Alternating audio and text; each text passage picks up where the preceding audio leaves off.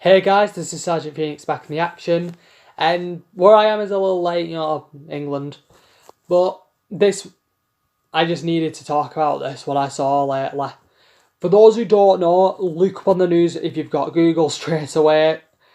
The latest Mars rover called Perseverance has just landed successfully, and it also has a helicopter piece, can't remember the name, and we have got its first images.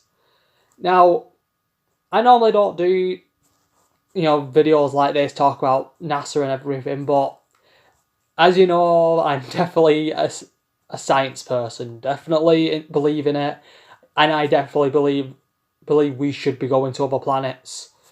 Many people would consider, majority of people I've actually heard from, like probably only a couple out of the vast world of know, believe NASA's a waste when we should be trying to sort things out here. Some parts I get, but I don't fully agree with them, as some will understand. Because NASA demonstrate since before 1969, when humanity first learned how to create, how to imagine, how to dream, and achieved what was considered the impossible in 1969, July 16th, with the moon launch. It showed humanity's endless ambition for humanity to take its place beyond the Earth and follow the stars, charge forward, and survive beyond anything. And I believe, and SpaceX have been doing a great job so far. There have been, with the latest with the Project Gateway, which is to colonize Mars in the future, thanks to Elon Musk. They are getting close with building a rocket system that can land in there, but the only problem they have is landing it when it turns perfectly. Once they figure that out, and once after probably a few more tests, they've got it. They've immediately got what it takes. Then they need to set everything up with the astronauts, set food, fuel, everything. But I believe first, we need to get the moon base established. Once we have a moon base, we can build fuel, we can create fuel, we can build rockets even faster, because the materials on the moon, meteorites and everything that always hit it, it's practically the gold mine for science, I believe. And it will be a science base, I would definitely believe at first. Because I wouldn't see a lot of people living on the moon. It'd most likely just be a mining planet, a research facility, really remote. So if rockets were to head there, they'd only stop to refuel to prepare for the launch for the Mars colony. And obviously, Perseverance, for those who won't know, will sample materials from Mars, and it's clean, so there can't be any human elements that are going to affect it.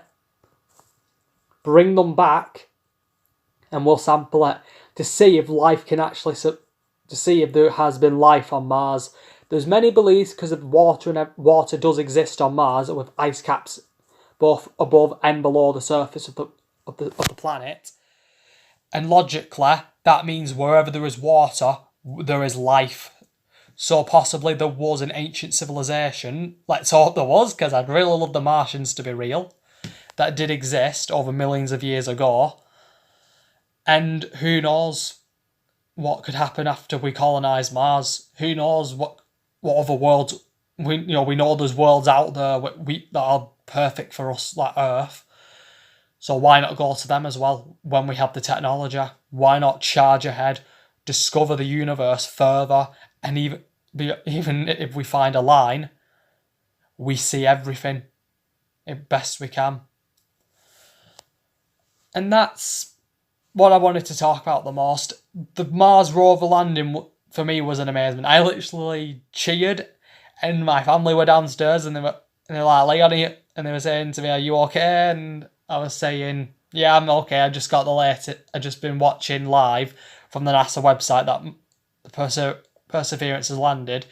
They're not big in science and not big in NASA and everything like I am. I'm a huge fan of science and everything.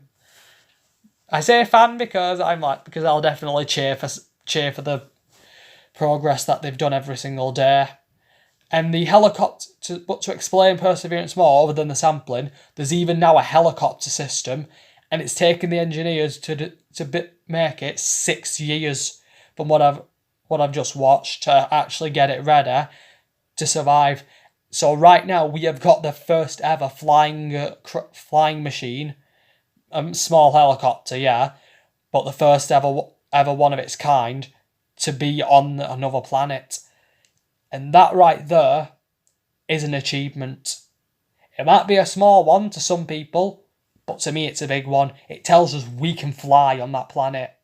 When we get there, we'll be building planes, we'll be building drones. We will learn to evolve even further. And that's what makes the next generation of kids, when they become adults, probably the most well-blessed ones, that they're going to be able to take that journey. And who knows, maybe their kids in the future, they journey to other planets and they discover life, intelligent life on another planet that comes to contact with us. And maybe a few of them grow actual relationships with them. That could be the breed of a whole new species. And it all starts with the first journey, I believe, that took place for humanity, the successful journey with Apollo. That's what I always say. The first dream you have is what creates the journey that will last. Because NASA created a legacy, a life that's going to be a story that will always be told, that's still being told now. Comment down below what you thought of this video, what I've said, and what are your thoughts for in the future.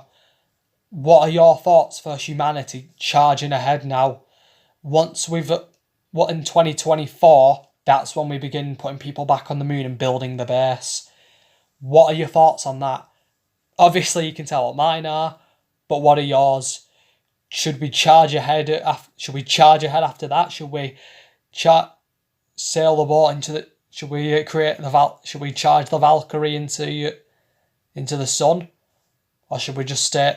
Or should we just ignore the dream that many of us believe and just stay? Comment down below again. Until then, this is Sergeant Phoenix. Over and out.